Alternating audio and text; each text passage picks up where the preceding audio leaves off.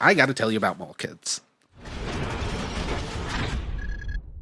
Because Mall Kids came in the mail today. First of all, Mary, is there something interesting about these covers that just feels very Yeah, natural, like just so cool about what is it? I I, can't I pinpoint. can't. Oh, Ex- there's wheelchairs in both covers, and they're by different character. I mean, yeah, does that actually count as representation? It's just on the cover. There's no characters in here. Like they don't stand out a wheelchair. They don't do like. As someone who's frequently stuck in a wheelchair, is this enough to at least make you feel seen? yeah. It's almost like actually seeing yourself in media helps. Whoa! I didn't know What? all it And took. it's almost like when you haven't had representation in like a really, really long time, you'll take anything, even if it's scraps. Even if it's scrap. I mean, yeah, because it's literally in a group photo, one person happens to be in a wheelchair on both. And they're not in the background. Yes. They're in the group. Now let's Oh stop it. my Let's god. stop being silly. First of I'm all, sorry. it's both books, which Yes. makes it even cooler. It's not the same I was so character. excited. I'm not gonna I lie. know I was you were. really, really I happy. showed you the covers once I saw them, but it's not the same characters. One male, one female, and a subtle, not so subtle thing. The second book, they're all running from a security guard. They're doing an action, and the wheelchair character's right there with them, keeping up, unfazed, because they can be. Guys, it's that simple sometimes. Like, granted, I respect the combat wheelchair. If you don't, we're not having that discussion right now, but like adding mechanics and adding actual things you can do in game, huge. This game is so light, it wouldn't matter. But they still did it. Now, what is Mole Kids? It's kind of like lasers and feelings. You got two stats. The stats actually change depending on if you're using the second book and some of the variants. But you got two stats. You got corporate and you got cred. Real simple. Your corporate is you doing your job, trying to become an adult, being responsible. Your cred is being a teenager, screwing off, pissing people off, literally shooting deuces to your boss. And their combined total is 6. You start 3 and 3. But here's the thing that I love. It's actually up to a 3d6 system. Because you also have a description for your character. So you roll 1d6 when you make a check. If your something about your character's description applies, you get a second d6. If someone's assisting you, you get a third d6. You take the lowest of all the dice. That's it. That's the whole system. But then it gets even cooler. If you were like doing something responsible and you were rolling against your cred and you succeeded, you're being more responsible. Your cred has gone up. Not at the end of the session. Right then and there, your score goes up. And because the totals have to be 6, your cred's now 4.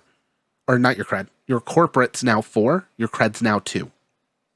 If either attribute reaches 6, you're out of the game. If your corporate reaches 6, you kind of fade out from being in your friend group. You're just too busy with your job. You've kind of grown up too much. It's very similar to Honey Heist. Yes. The thing I love, if your cred reaches 6, they even say you're an agent of chaos.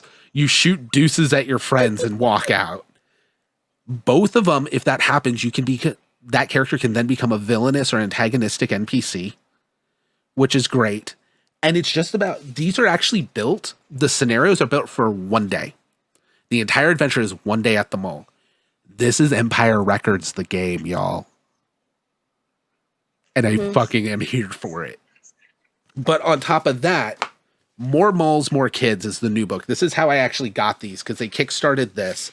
I want to say it was like $10 to get both of these in physical print and PDF and mailed to me because they're zines. They're tiny.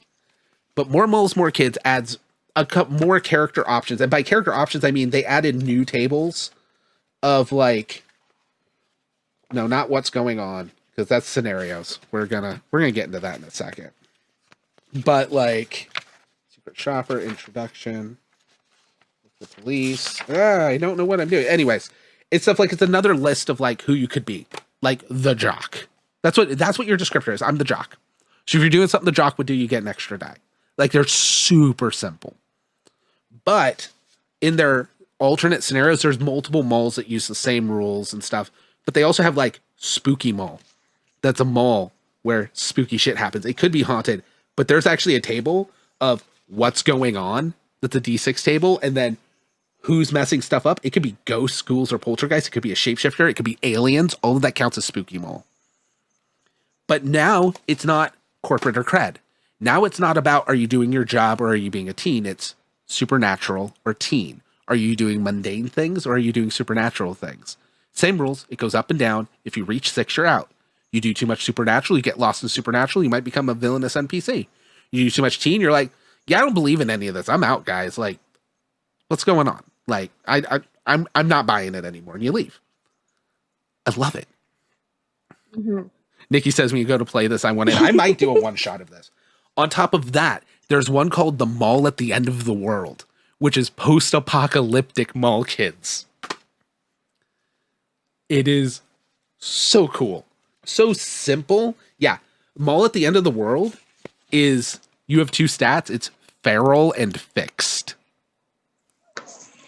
Feral is when you want to try something new, go off on your own, act aggressively or subvert authority. Fixed is when you want to take a stand, rely on your pass, act defensively, lead a team. So fixed is like, we're going to rebuild society. And feral is, well, go and fucking feral. I love that. We're a bunch of feral teens. It's so great. It's one of those kind of systems from what I've seen of it. I haven't played or anything or really read through the book, but I'm definitely going to take a look at it. It's great to introduce people because there's not a ton of core rules. And it has almost like board game like mechanics of you have to balance this because if you don't, you're done. Also, I mean, it does say the GM table in it. So, like, hey, I mean, hey, it's a Kickstarter backer credit. Now. It doesn't count. But yeah, it's cooler now. Hey, my name is in the book. Yay. Yeah, no, there's rules for being in an abandoned mall. One thing I love is the huge, ginormous mall, which is playing in a Mall of America mall, which is its own whole thing. Each of those come with a pre-done scenario you can go through. Granted, some have randomizers like what is the creature and stuff. But because of that, this is like 10 games right here. They're all very similar, but that's what a generic rule system is very similar mechanics with different... Yeah, they're on a mall. The game's called fucking Mall Kids. Of course they're in a mall.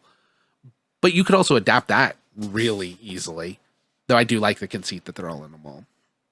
But yeah, that's Mall Kids. That is a super short setup that I don't know if we recorded. So hopefully we did.